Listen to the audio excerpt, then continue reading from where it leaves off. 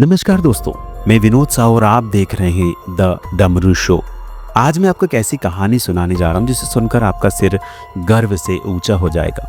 ये सिर्फ इतिहास की घटना नहीं, उस जज्बे की कहानी है जिसने भारत की सीमाओं को सिर्फ जमीन तक सीमित नहीं रखा बल्कि समंदर तक फैला दिया। हम सब ने छत्रपति शिवाजी महाराज के शौर्य के किस्से सुने हैं। मुगलों को नाकों तले चने चबाना, गुरिल्ला युद्ध की अनोखी रणनीति, किले दर किले फतेह। लेकिन आज मैं आपको उनके उस आयाम से रूबरू कराने आया हूं जिसे बहुत कम लोग जानते हैं। शिवाजी महाराज ने सिर्फ थल पर ही नहीं, जल पर भी विजय पताका फहराई थी और इसी जल साम्राज्य की शुरुआत हुई थी मराठा नेवी से।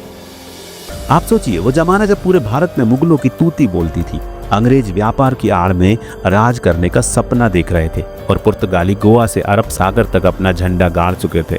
ऐसे वक्त में एक मराठा योद्धा समुद्र की लहरों को चुनौती दे रहा था। शिवाजी महाराज जानते थे कि अगर दुश्मनों को हराना है तो सिर्फ जमीन पर लड़ाई काफी नहीं, समंदर में भी ताकत चाहिए। और यहीं से शुरू होती है भारत की पहली प्रोफेशनल नौसेना की कहानी। शुरुआत में शिवाजी ने 30-40 जहाजों से एक छोटी सी नेवी खड़ी की, लेकिन ये सिर्फ संख्या नहीं थी, ये सोच की क्रांति थी। बहुत जल्द ये संख्या 200 से पार पहुंच गई। उस समय अंग्रेजों के पास बॉम्बे था, एक छोटा सा 7 द्वीपों वाला इलाका। पुर्तगाली गोवा और बसई पर कब्जा जमाए बैठे थे और जंजीरा किला पर अफ्रीका से लाए गए गुलाम सिद्दी राज कर रहे थे। सिद्दियों का जंजीरा किला एक अभेद गढ़ था जिसे कभी कोई जीत नहीं पाया था। लेकिन इन सब के बीच शिवाजी ने एक ऐसी ताकत तैयार की जो सिर्फ किले नहीं, समुद्र तक हिला दे। उन्होंने महसूस किया कि दुश्मनों की असली ताकत उनके जहाज है, उनकी नेवी। और शिवाजी ने ठान लिया कि अब मराठा ने भी अपनी समंदर की सेना बनाएंगे। शिवाजी महाराज ने कोई हड़बड़ी नहीं की, उन्होंने रणनीति से काम लिया। उन्होंने पुर्तगालियों को भारत बुलाया जहाज बनवाने के नाम पर। पुर्तगाली जहाज़ों की क्वालिटी दुनिया भर में मशहूर थी, लेकिन शिवाजी की सोच आगे की थी। उन्होंने भारत के स्थानीय कारीगरों को इन पुर्तगाली इंजीनियरों के साथ लगाया ताकि वे जहाज बनाना सीख सके। जब भारतीय कारीगर दक्ष हो गए तो शिवाजी ने काम रुकवा दिया और खुद के बनाए जहाज़ों की तैनाती शुरू कर दी। अब बात करें इन जहाज़ों की तो मराठों की नेवी में 4 तरह के जहाज़ होते थे। बड़े और तोपों से लेस गुरा, तेज रफ्तार और हमला करने वाले गालबत, गश्ती और छोटी लड़ाई के लिए टारगोल और व्यापारिक सफ़र के लिए पाल। इन जहाज़ों की एक और खासियत थी, इनका निचला हिस्सा यूरोपियन जहाज़ों के मुकाबले फ्लैट होता था, जिससे ये किनारों के पास तक पहुंच सकते थे। जबकि अंग्रेजी जहाज़ इतने भारी और गहरे होते थे कि किनारे के पास आ ही नहीं सकते थे। शिवाजी महाराज की दूरदर्शिता रंग लाई। 1664 की लड़ाई याद रखी, जब मुगलों ने सूरत की ओर जंगी बेड़ा रवाना किया तो मराठा नेवी ने उसे 5 दिनों तक समंदर में ही रोके रखा और इसी बीच शिवाजी ने जमीन पर युद्ध जीत लिया। इसे साबित हो गया जल शक्ति ही असली शक्ति है। लेकिन ये सिर्फ एक शुरुआत थी। शिवाजी ने अपने जीवन काल में न केवल दुश्मनों से लड़ा बल्कि समुद्र की हर लहर पर अपनी मौजूदगी दर्ज की।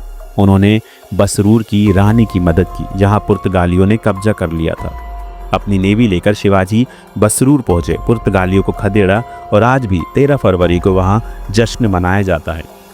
इतिहासकार जादूनाथ सरकार कहते हैं कि शिवाजी की राजनीतिक बुद्धिमत्ता का सबसे बड़ा प्रमाण उनकी नौसेना है। और मैं कहता हूँ वो सिर्फ नेवी नहीं थी, वो एक सपना था, भारत को जमीन से समंदर तक स्वतंत्र देखने का। इस शक्तिशाली नेवी की पहली कमान मिली माया नाग भंडारी को और इस कहानी को नई ऊंचाइयों पर ले गए वो योद्धा जिन्होंने इस मशाल को आगे बढ़ाया। लेकिन ये किस्सा यहीं खत्म नहीं होता, क्योंकि शिवाजी की मृत्यु के बाद जब संभाजी छत्रपति बने तब इस नेवी को संभालने आया एक नाम जिसने दुश्मनों की नींद उड़ा दी। वो नाम था कान्होजी आंग्रे।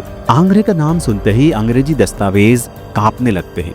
इनका जन्म हुआ था 1668 में महाराष्ट्र के रत्नागिरी जिले के कोली समुदाय में। ये समुदाय सदियों से समंदर से जुड़ा था। नाव चलाना, मछली पकड़ना, समुद्र की चाल समझना, ये इनके खून में था। कान्होजी बचपन से ही समंदर के बेटे थे। समुद्र की हर लहर से दोस्ती कर ली थी उन्होंने और यही वजह थी कि जब मराठा नेवी को एक ऐसे कमांडर की जरूरत थी जो न केवल लड़ सके बल्कि सोच भी सके, तो वो नाम उभरा कान्होजी आंग्रे। उन्होंने शिवाजी महाराज की सोच को और आगे बढ़ाया। उन्होंने मराठा नेवी को संगठित किया, युद्ध नीति को और तेज किया और एक ऐसी ताकत बना दी जिसे चुनौती देना दुश्मनों के लिए मौत को बुलाना था। अब सुनिए उनके कारनामे। एक बार अंग्रेजों का एक जहाज मुंबई के पास महज 2 मील की दूरी पर लंगर डालकर खड़ा था। उस जहाज में कोई आम व्यक्ति नहीं बल्कि एक ब्रिटिश गवर्नर की पत्नी मौजूद थी। क्या हुआ?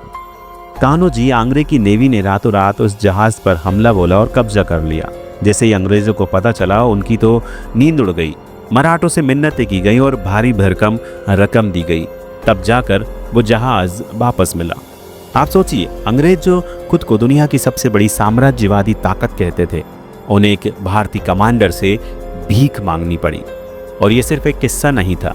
आंग्रे ने अंग्रेजों को इतना तंग किया कि ब्रिटिश इंडिया कंपनी को हर साल लगभग 50,000 पाउंड का नुकसान अलग से झेलना पड़ता था और ऊपर से जो चोट वसूलते थे वो अलग।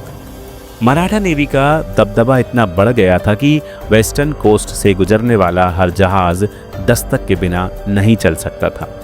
अब ये दस्तक क्या था? पुर्तगाली अपने क्षेत्रों में घुसने वाले हर जहाज से करताज नाम का टैक्स वसूलते थे, यानी एक परमिशन लेटर। बिना करताज कोई भी जहाज पुर्तगाली क्षेत्र में नहीं घुस सकता था। लेकिन आंग्रे ने इससे साफ इनकार किया। उन्होंने मराठा नेवी का अपना परमिट सिस्टम शुरू किया। इसे कहा गया दस्तक। चाहे वो अंग्रेज हो, पुर्तगाली हो या कोई और, सबको दस्तक देना पड़ता था। जो नहीं देता उसका जहाज या तो डूबता या लूटा जाता था। दोस्तों, ये सुनने में कोई रोमांचक फिल्म लगती है, लेकिन ये हमारे इतिहास की सच्चाई है।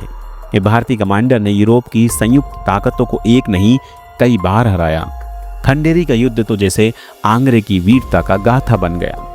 सिद्धियों, अंग्रेजों और पुर्तगालियों ने एक साथ मिलकर कान्होजी आंग्रे पर हमला किया। तीनों की विशाल नेवी, हथियारों से लैस जहाज, गोले बारूद, लेकिन आंग्रे की रणनीति ऐसी थी कि वो तीनों समंदर में धूल चाटते रह गए।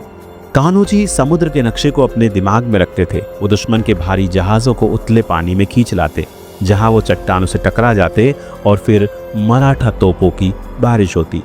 इसके बाद होती क्लोज कॉम्बैट लड़ाई, जहाज पर चढ़कर युद्ध और फिर लूट। आप जानकर हैरान होंगे कि आंग्रे की वजह से बॉम्बे जैसे शहर को भी मराठों ने कई बार घेर लिया था। अंग्रेजों को घुटने पर ला दिया गया और हर बार अंग्रेजों को भारी भरकम फिरौती देनी पड़ी। इतिहासकार कहते हैं कि अगर कान्होजी आंग्रे यूरोप में पैदा हुए होते तो आज उनके नाम पर सैकड़ों युद्धपोत होते, फिल्में बनती और बच्चे उनके नाम की मिसालें पढ़ते। लेकिन अफसोस, हमारे ही देश में हम उन्हें भूल गए।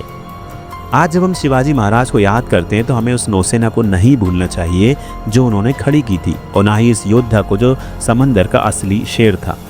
कान्होजी आंग्रे सिर्फ एक कमांडर नहीं थे, वो उस भारत के प्रतीक थे जो न केवल जमीन पर मौजूद था बल्कि समंदर में भी अपनी ताकत का लोहा मनवाता था। आज भी महाराष्ट्र की कोस्ट लाइन पर उनके बनवाए कई किले मौजूद हैं। सिंधुदुर्ग, कोलावा, विजयदुर्ग, सुवर्णदुर्ग, ये सब उनकी युद्ध नीति के गवाह हैं। और जो बात कम लोग जानते हैं वो ये कि अंडमान निकोबार जैसे द्वीपों तक भी उनका अधिकार था। जहां आज काला पानी की सजा की बातें होती हैं, वहां कभी मराठा नेवी का झंडा लहराया करता था। मराठा नेवी को दुनिया की सबसे ताकतवर नेवियों में गिना गया और इसके पीछे 2 नाम हमेशा अमर रहेंगे, छत्रपति शिवाजी महाराज और कान्होजी आंग्रे। तो दोस्तों, ये थी उस महान विरासत की कहानी जो हमने शायद इतिहास की किताबों में कहीं पीछे छोड़ दी। अब वक्त है उसे फिर से याद करने का और गर्व से कहने का कि हमारे पूर्वजों ने न सिर्फ जमीन पर बल्कि समंदर में भी आज़ादी की मशाल जलाई थी। अगर ये कहानी आपके दिल को छू गई हो तो वीडियो को लाइक करें, शेयर करें और द डमरू शो को सब्सक्राइब ज़रूर करें। और याद रखिए, इतिहास सिर्फ किताबों में नहीं होता, वो हमारे भीतर जिंदा रहता है। बस ज़रूरत होती है उसे फिर से जीने की। जय हिंद।